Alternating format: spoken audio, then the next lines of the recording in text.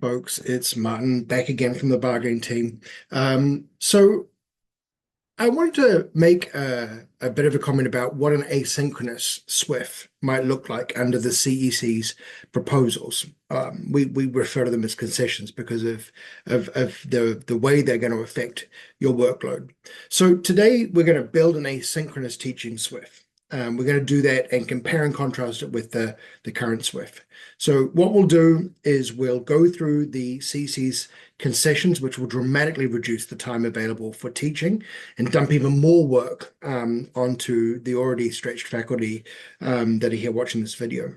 And then we're going to build an example SWIFT to see what a standard week might look like for workers under these conditions that the CEC are proposing. So for those who don't know, the SWIFT is the standardized workload formula. It only affects full-time faculty. We are also making proposals to try to record partial load faculty. Also, for those who are librarians or counselors or non-teaching faculty, you won't have a SWIFT either. There are other proposals there that really affect you. But for those who are full-time teaching, you will have a SWIFT. You will have received one every semester. You can find all the details of it at Article 11 of the collective agreement. It details really how a teaching week is supposed to be broken up. So there are a few things in there to look for: teaching contact hours, TCHs, preparation hours, evaluation and feedback hours, out-of-class assistance and administrative hours, and then what is known as complementary functions, or things that are not teaching. Those who maybe have been getting them and maybe aren't necessarily aware, yours might look a little bit like this. This is a very familiar one to me. It happens to be my one, although I crossed my name out off of it. But what it contains is the different courses I'll be teaching, how many contact hours are associated with it, the language of instruction, what type of preparation, and some math that lets me know how many hours the college expects me to be preparing every week, class sizes, what type of evaluation we're getting, and then the type of time that I'm expected to be doing those evaluations.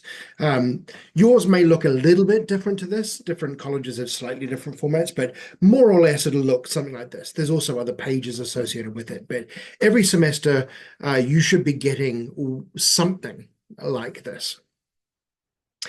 We have lots of different calculators for them. This is the one that is most common around the system. You can find it at my locals website, locallines.org. But really it enables you to put things in and tinker around with the conditions to see if you've got a workload that's equitable. For this particular example, what we're going to be doing is we're going to be building some asynchronous teaching. And this is what an asynchronous course or an asynchronous teaching load might look like in our college. I'll go through it all step by step, but really what we have here are 4 asynchronous courses. Each one has 3 hours associated with it. In this hypothetical, all these courses are the same. So you might think of them as Chemistry 101, and then you're delivering it 4 times, or maybe Math 101, or some of those other core learning. So in this example, they're all going to be the same. We are using a standardized class size. So we took the CBIS data, the data that made the workload task force recommendations. So 30 students in each of those classes. Okay, really quickly, because I'll be teaching, these are all the same. I'll teach one as an established B, is what that's referred to. And then the others are repeat sections of those, so repeat Bs. And we'll go through what that means in a second. But ultimately, this would result in a 35.95-hour work week for me. I'm going to have 7.6 complementary functions. That's going to be the same for what we build for the CEC's proposal.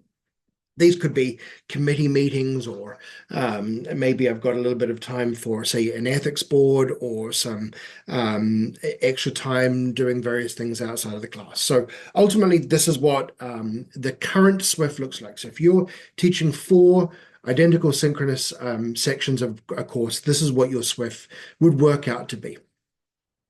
So let's start with weekly hours for preparation. So the CEC have proposed new multimodal flexible, which is a really big preparation factor. And then this repeats C, but really important to note is when you can use them. So the new multimode flexible refers to the first section of a multimode flexible course where the teacher's teaching for the first time.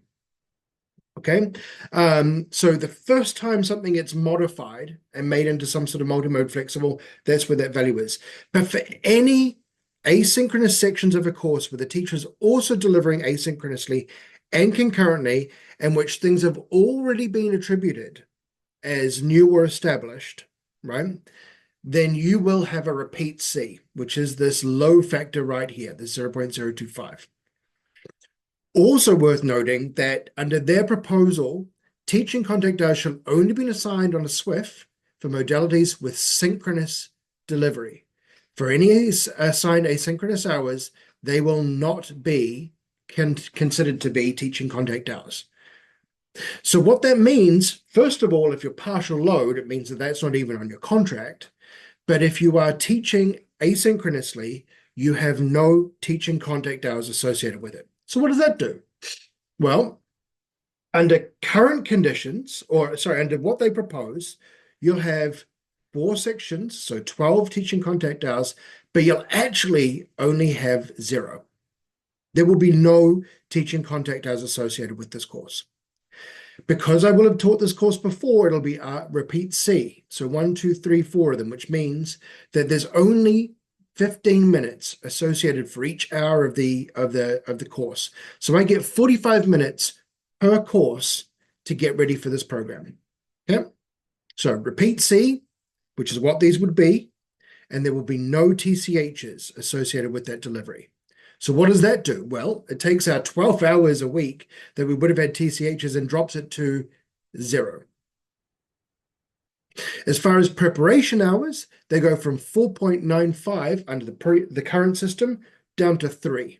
So we've already lost an hour and a half, almost 2 hours of preparation time and 12 teaching contact hours. So the CEC believes that if you're teaching asynchronously, they expect you to do all the work you're currently doing, so 16.9 hours of work, but it's apparently only going to take you 3 hours now under their proposal. And again, in the Workload Task Force report, the world's largest study of faculty workload, we know that this work is taking harder than any other type of teaching before, with the exception of if you're teaching in multiple modes at once. And the CEC's response is to cut the number of hours that they're associating with that work. So let's go to evaluation. Well, the weekly hours for evaluation, they've changed those too. So whereas it used to be that routine or assisted, which would be anything that involves a mechanical test or maybe a computer that's assisting you, they're saying anything that involves the use of computer-based question answer software or other similar evaluative tools or marking assistance will now drop to in-progress assessment. Okay. Now, what does that mean? Well, think about this. If you're teaching asynchronously, students are not delivering paper tests to you.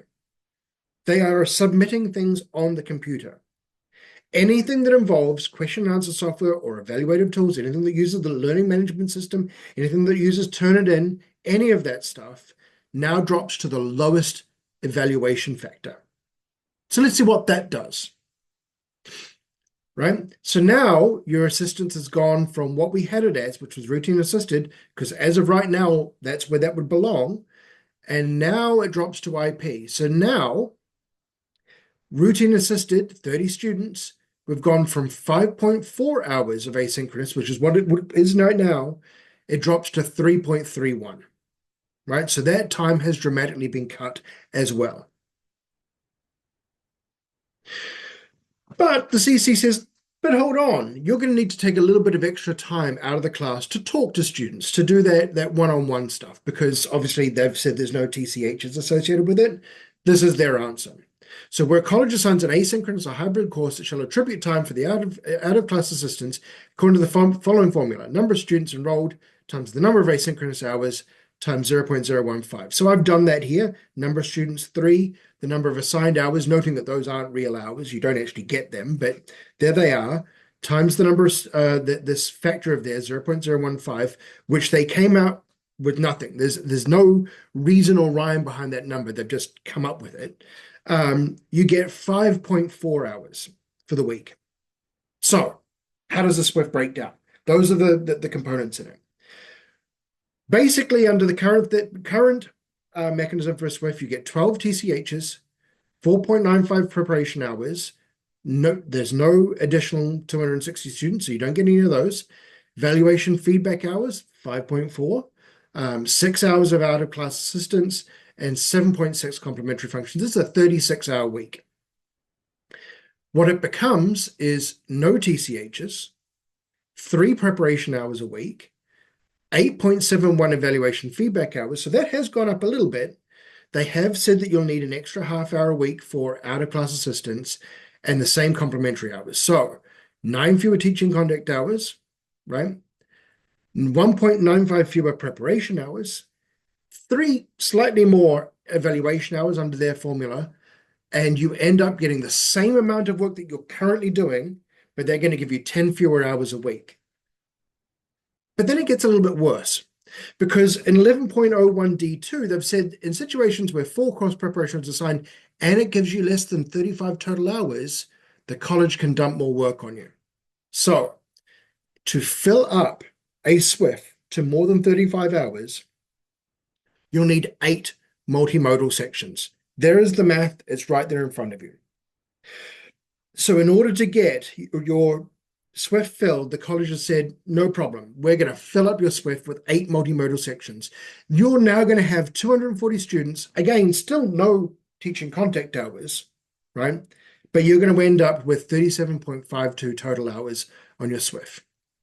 So for asynchronous teaching, management proposals result in less hours for preparation, less teaching contact hours, and more sections being put on faculty. More work, less attributed time. That's their big answer to the workload task force that we all filled out, the world's largest report on faculty workload that says that everyone's doing more work than we ever have before. Their response is to put more work onto us for less attributed time. We'll do another one of these where we're going to go through our workload proposals and see what your college faculty have proposed to address these situations.